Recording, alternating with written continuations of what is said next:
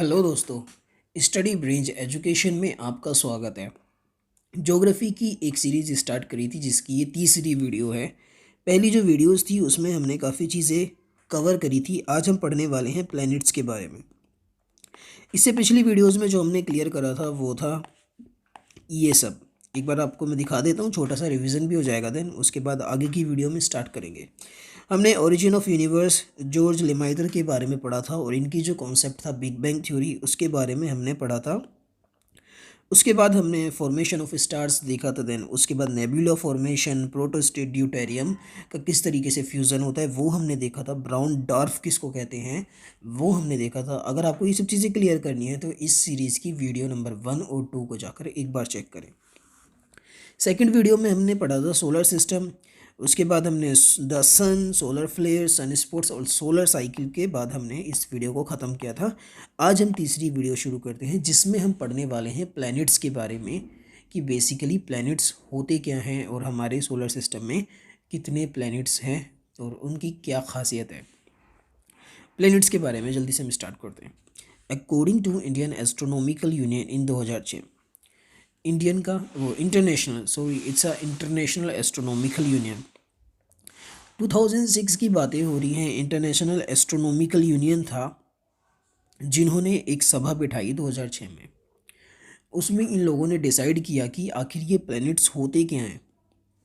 उस बारे में इन्होंने बातें करी कि हम एक क्राइटेरिया सेट कर देते हैं कि कोई भी चीज़ अगर प्लैनेट है तो उसको क्या क्या चीज़ें फॉलो करनी पड़ेंगी एक प्लैनेट बनने के लिए। नहीं, उसके बाद बातें हुई। उसके बाद जो एक फैसला निकला वो 3 पॉइंट सामने रखे गए कि अगर कोई भी बॉडी ये 3 चीज़ें फॉलो कर रही है तो हम उसको प्लेनेट का दर्जा देंगे। अगर इन 3 में से कोई एक भी ऐसा है जो कि 2 फॉलो कर रहे हैं, किसी एक को नहीं कर रहा, तो देन वो प्लेनेट नहीं है। अब हम उन 3 पॉइंट्स को देखते हैं कि एक प्लेनेट बनने के लिए क्या क्या क्राइटेरिया पूरा करना पड़ता है। सबसे पहले it must orbit a star. सबसे पहला पॉइंट है it must orbit a star, यानी कि जो प्लैनेट्स होते हैं वो किसी स्टार के चारों तरफ चक्कर लगाएंगे। यानी कि जैसे हमारा अर्थ है एक प्लैनेट है, हमारा अर्थ एक प्लैनेट है जो कि हमारा सोलर सिस्टम में सन के चारों तरफ चक्कर लगा रहा है और सन एक स्टार है। यहाँ पर मैं आपको एक बार दिखाता हूँ। जो प्लैनेट हैं ये सब प्लैनेट हैं, ये सब प्लैनेट्स एक सन के चारों तरफ एक स्टार के चारों तरफ चक्कर लगाएंगे और हमारे सोलर सिस्टम में जितने भी प्लैनेट्स हैं वो भी एक स्टार के चारों तरफ चक्कर लगा रहे हैं, सन के चारों ओर रिवॉल्यूशन कर रहे हैं और सन एक स्टार है। तो प्लैनेट्स की ये फर्स्ट क्राइटेरिया पूरा कर रहे हैं। प्लैनेट होने का फर्स्ट क्राइटेरिया ये पूरा कर रहे हैं और ये जो इनका रास्ता है इसको बोलते हैं हम ऑर्बिट। इसको बोलते हैं हम ऑर्बिट। तो जितने भी हमारे प्लैनेट्स हैं सोलर सिस्टम में ये सब फर्स्ट क्राइटेरिया अपना पूरा कर रहे हैं। जो सेकंड क्राइटेरिया है इसका एक प्लैनेट बनने का वो ये है कि जो प्लैनेट्स होते हैं उनके अंदर इतना मास होना चाहिए कि वो अपनी एक स्फेरिकल शेप मेंटेन कर सके। अब मैं आपको बताता हूँ ये कैसे। सबसे पहले मैं एक ब्लैंक स्पेस देखता हूँ। हाँ, यहाँ पर जैसे कि एक प्लैनेट है, ये कोई प्लैनेट है, ये इसका कोर है। अब इसमें 2 किस्म के फोर्स लगते हैं जिसकी वजह से ये एक स्फेरिकल शेप यानी कि अपनी एक गोल आकार मेंटेन करके चलता है। सबसे पहले जो ग्रेविटेशनल फोर्स है वो एक अंदर की तरफ इसको पुश करती है और जो एक इंटीरियर फोर्स है जो कि एनर्जी की वजह से जनरेट होती है वो इसको बाहर की तरफ लगती है। और ऐसा होता है कि अगर हम कोई भी फोर्स एक तरफ से किसी ऑब्जेक्ट के ऊपर लगाएं और दूसरी तरफ से भी उतनी ही फोर्स लगाएं तो अगर वो फोर्स दोनों बराबर हैं, अगर ये 50 न्यूटन है और ये भी 50 न्यूटन है, तो वो जो ऑब्जेक्ट है वो इक्विलिब्रियम पे आ जाएगा। यानी कि वो एक पोजीशन पे फिक्स हो जाएगा, वो ना अब इधर जाएगा ना वो इधर जाएगा, इसकी एक पोजीशन मेंटेन हो जाएगी। तो इसी के तरीके से एक प्लेनेट के अंदर इतना मास होना चाहिए कि वो अपनी इक्विलिब्रियम मेंटेन कर सके। यानी कि एक फोर्स बाहर की तरफ लगता है, एक फोर्स अंदर की तरफ लगता है, तो यहाँ पे इक्विलिब्रियम बन जाता है। तो एक इसकी स्फेरिकल शेप जो है वो मेंटेन होकर चली जाती है, वो मेंटेन रहती है, वो गोल रहता है। अगर ये स्फेरिकल शेप, अगर ये फोर्स में इतना सा भी इक्विलिब्रियम मेंटेन नहीं हुआ तो ये इसकी स्फेरिकल शेप ख़त्म हो जाएगी और ये प्लैनेट या तो ख़त्म ही हो जाएगा या फिर धीरे धीरे जो एटमॉस्फेयर है उसके अंदर ही विलीन हो जाता है। इस तरीके से जो सेकंड चीज़ है, सेकंड पॉइंट है, इसको भी हर प्लेनेट को फॉलो करना बहुत ज़रूरी है। अब हम बातें करते हैं थर्ड की। थर्ड ये है कि जो प्लेनेट है उसके अंदर इतनी ग्रेविटी होनी चाहिए कि वो अपने ऑर्बिट पे आने वाली जितनी भी इरेगुलरिटीज़ हैं उनको ख़त्म कर सकें। यानी कि अब मैं आपको बताता हूँ जैसे कि ये प्लेनेट है, वो इतना बड़ा होना चाहिए, उसके अंदर इतना मास होना चाहिए कि इधर से अगर कोई रोक आ रहा है इसकी तरफ को, या फिर इधर से कोई इसकी तरफ को रोक आ रहा है, तो एटलीस्ट वो उसको टक्कर लगने से पहले दूसरी तरफ को उसका डायरेक्शन चेंज कर दे। वो अपने रास्ते यानी कि अपने ऑर्बिट में होने वाले जितने भी बीच में चीज़ें उससे टकराने के लिए आती हैं उनको रास्ता चेंज करके दूसरी तरफ भेज दे। किसकी वजह से? अपनी ग्रेविटी की वजह से। यानी कि इतना बड़ा प्लेनेट हो कि उसमें इतनी ग्रेविटी हो कि वो अपनी ग्रेविटी की मदद से अपने रास्ते को क्लियर करके चले। ये 3 पॉइंट्स यहाँ पर एक प्लेनेट बनने के लिए बहुत ज़्यादा ज़रूरी हैं। सबसे पहले it must orbit a star. वो एक स्टार के चारों तरफ चक्कर लगाएगा, उसमें इतना मास होगा कि वो एक अपनी शेप मेंटेन करके चले, स्फेरिकल शेप। इतना बिग होना चाहिए कि उसकी ग्रेविटी की वजह से उसके रास्ते में कोई भी, उसके ऑर्बिट में कोई भी चीज़ उससे आकर टकराए नहीं। ये 3 क्राइटेरिया हैं एक प्लेनेट बनने के लिए।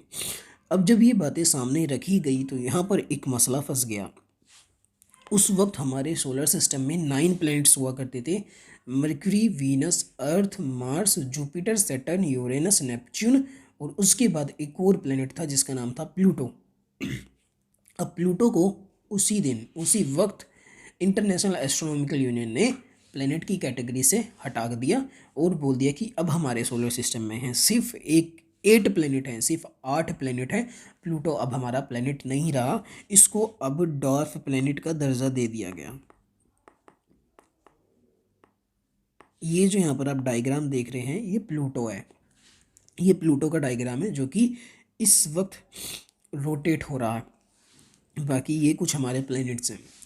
इसके बाद अब इसमें ऐसा क्या हुआ, जब प्लूटो को एक प्लैनेट का दर्जा ही ख़त्म कर दिया तो कुछ तो बात हुई होगी। मतलब ये 3 जो पॉइंट्स अभी रखे गए थे इनमें से प्लूटो कोई एक या फिर कोई 2 या फिर तीनों पॉइंट्स यहाँ पर नहीं फॉलो कर रहा होगा। अब देखिए, इसने अपनी स्फेरिकल शेप मेंटेन कर रखी है, यानी कि जो प्लूटो है अभी ये 1 सेकंड नंबर वाला पॉइंट्स तो फॉलो कर ही रहा है। ये सन के चारों तरफ चक्कर लगा रहा है, इसका मतलब ये फर्स्ट पॉइंट भी फॉलो कर रहा है। जो पॉइंट ये नहीं फॉलो कर रहा था वो था तीसरा पॉइंट ये नहीं फॉलो कर रहा था क्योंकि ये एक तो अर्थ से भी बहुत ज़्यादा छोटा था, और मतलब इसका जो ऑर्बिट था वो एक एलिप्टिकल पार्ट था, मतलब काफ़ी ज़्यादा स्ट्रेच्ड था। दूसरी चीज़, उसके अंदर इतनी ग्रेविटी नहीं थी कि अपने रास्ते में आने वाली किसी भी चीज़ को ये रिपेल कर सके। इस वजह से इसको प्लेनेट की कैटेगरी से हटा दिया गया क्योंकि ये 30 नंबर का पॉइंट फॉलो नहीं कर रहा था। और इसका पाथ जो है वो एलिप्टिकल इतना ज़्यादा स्ट्रेच्ड क्यों है ये हमें कैसे पता चलता है वो मैं भी आपको बताता हूँ।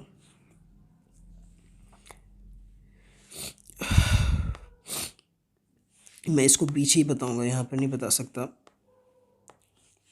जैसे कि ये हमारा सन है और इसके चारों तरफ कोई भी प्लैनेट अगर रिवॉल्व कर रहा है तो वो एक वक्त यहाँ पर आएगा और एक वक्त यहाँ पर आएगा। जब वो यहाँ पर आएगा तो वो सन से सबसे ज़्यादा क्लोज होगा, सबसे ज़्यादा करीब होगा। जब वो यहाँ पर जाएगा तो वो सन से ज़्यादा, बहुत ज़्यादा दूर होगा। जब वो सबसे ज़्यादा करीब होता है उस टाइम को कहते हैं हम एपीहीलियन, नहीं इस वाले को कहते हैं हम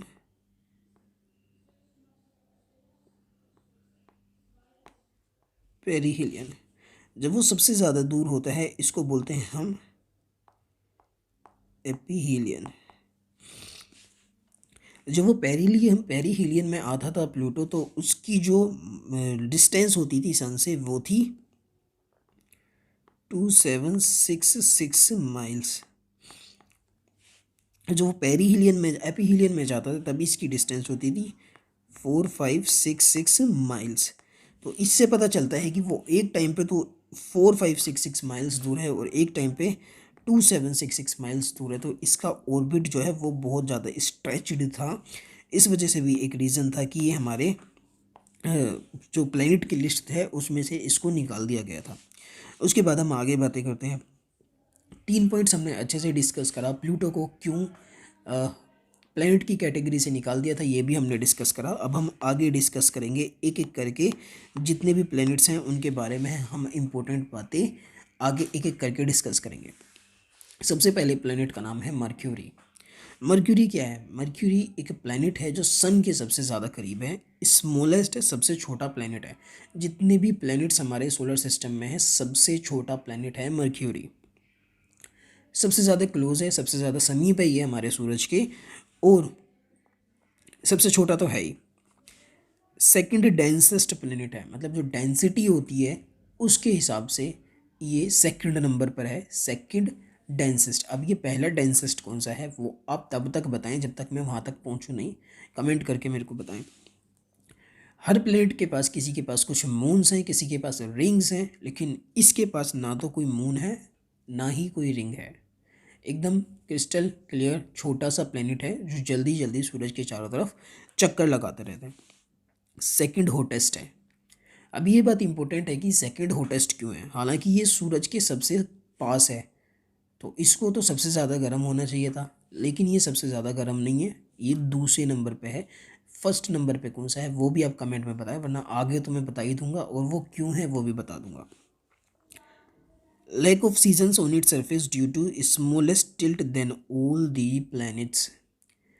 ये जो प्लैनेट है इसके ऊपर किसी भी किस्म का कोई सीज़न नहीं होते क्योंकि इसमें टिल्ट नहीं है। अब मैं ये पॉइंट आपको अच्छे से बताता हूँ। ये हमारा प्लैनेट है,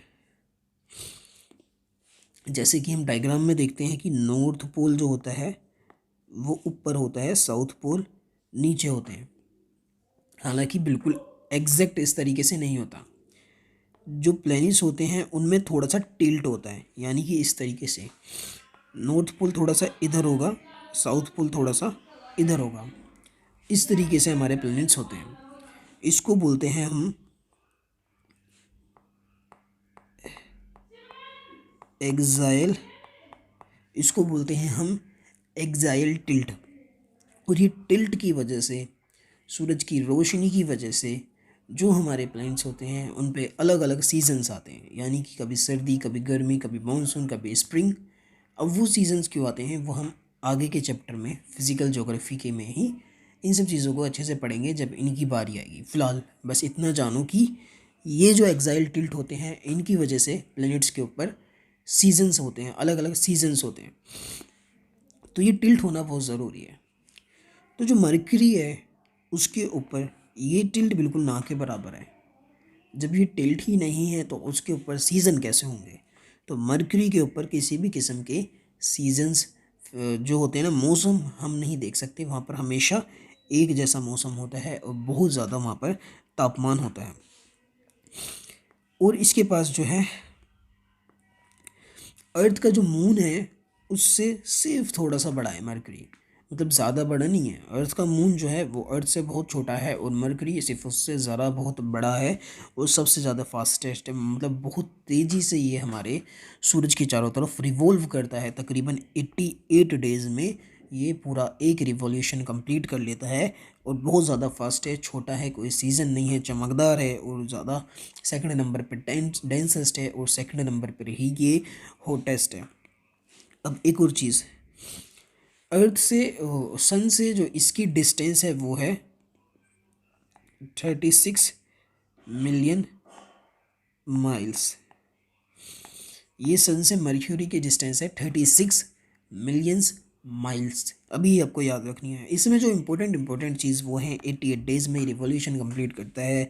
सेकंड डेंसिटी, ये जो मैंने पॉइंट्स लिखे हैं ना ये बस इम्पोर्टेंट ही है। मैंने एक्चुअली कोई उल्टी सीधी चीज़ इसमें ऐड ही नहीं करी। जो चीज़ इंपॉर्टेंट है वही मैंने इसमें ऐड करी है। बेफजूल की चीज़ें मैंने इसमें ऐड ही नहीं करी हैं। आगे देखते हैं। इसी पॉइंट टू पॉइंट्स हैं, जो चीज़ें पूछी जाती हैं एग्ज़ाम के अंदर वही चीज़ें ये। वीनस, ये एक सोलर सिस्टम का जो पैटर्न है ना, सबसे पहले सन के सबसे नज़दीक मर्क्यूरी है, देन उसके बाद वीनस है, देन उसके बाद अर्थ है, देन उसके बाद मार्स है। उसी पैटर्न में हम एक एक प्लैनेट को देखेंगे।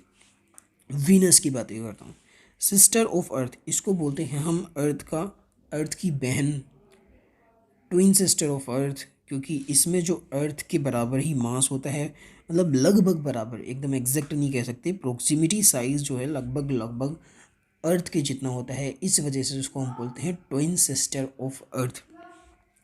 इसकी जो सरफेस है वो एक हिडन होती है, इसकी सरफेस को हम नहीं देख पाते क्योंकि इसकी सरफेस के चारों तरफ एक ओपेक, यानी कि ओपेक उसको बोलते हैं जिसके चारों तरफ हम नहीं दे सकते।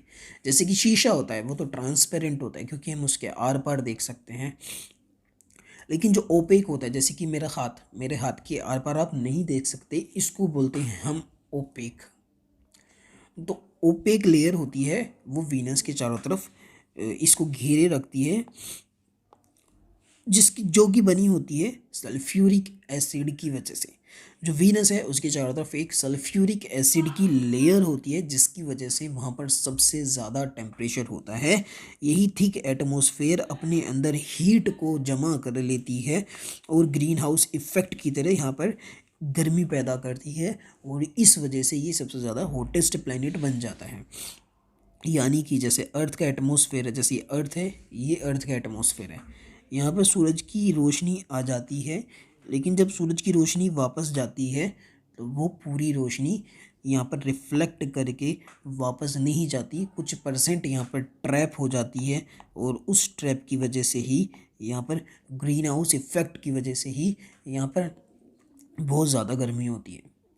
हमारे अर्थ की बातें कर रहा हूँ। और यहाँ पर तो जो सल्फ्यूरिक एसिड का एटमॉस्फेयर है, जो इसको एक लेयर है, वो टोटली यहाँ पर सूरज की रोशनी को अपने अंदर ट्रैप कर लेती है, जिसकी वजह से बहुत ज़्यादा गर्मी हो जाती है यहाँ पर, और ये सबसे ज़्यादा हॉटेस्ट प्लैनेट है हमारे सोलर सिस्टम का। बहुत ज़्यादा धीरे धीरे ये स्पिन करता है और ये अपोजिट डायरेक्शन में स्पिन करता है। जिस डायरेक्शन में हमारे जितने भी प्लैनेट्स हैं वो स्पिन करते हैं, ये उनके अपोजिट डायरेक्शन में स्पिन करता है, यानी कि ये क्लॉकवाइज कह सकते हैं।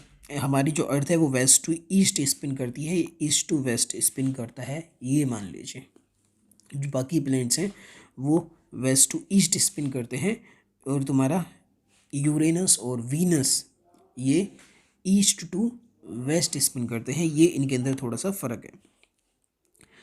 उसके बाद इसको मॉर्निंग स्टार बोलते हैं, इसको इवनिंग स्टार बोलते हैं। अब इसको मॉर्निंग स्टार और इवनिंग स्टार क्यों बोलते हैं? क्योंकि ये बहुत ज़्यादा चमकदार होता है, और सुबह सुबह जब हम अपने घर के ऊपर देखेंगे तो यही मॉर्निंग स्टार और इवनिंग स्टार जो हमको एक बड़ा चमकता हुआ तारा दिखता है वो वीनस ही होता है एक्चुअली।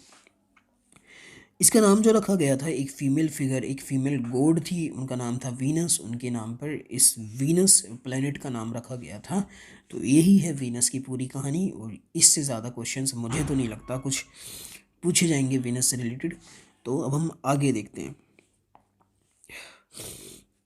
आगे बातें करते हैं हम अर्थ की। लेकिन चूँकि वीडियो काफ़ी लंबी हो गई तो मैं एक काम करता हूँ, इस वीडियो को यहीं ख़त्म करता हूँ, और अगली वीडियो में मैं टोटल प्लैनेट्स क्लियर कर दूंगा अच्छी तरीके से। वीडियो काफ़ी लेंदी हो जाती है, चीज़ों को एक्सप्लेन करने में टाइम लगता है, और थोड़ा सा स्लो करते हैं लोगों को अंडरस्टैंड करते हुए मैं आगे फॉरवर्ड जो आगे करता हूँ। लेकिन जब तक मुझे खुद एक सेटिस्फेक्शन नहीं लगता कि मैंने उस चीज़ को अच्छे से कवर करी, मैं आगे फॉरवर्ड नहीं करता। इसी वजह से थोड़ी सी वीडियो लेंदी हो जाती है। तो फिलहाल आज के लिए इतना ही। चैनल को सब्सक्राइब करें ताकि आप मेरी वीडियो मिस नहीं कर पाएँ। Thank you guys.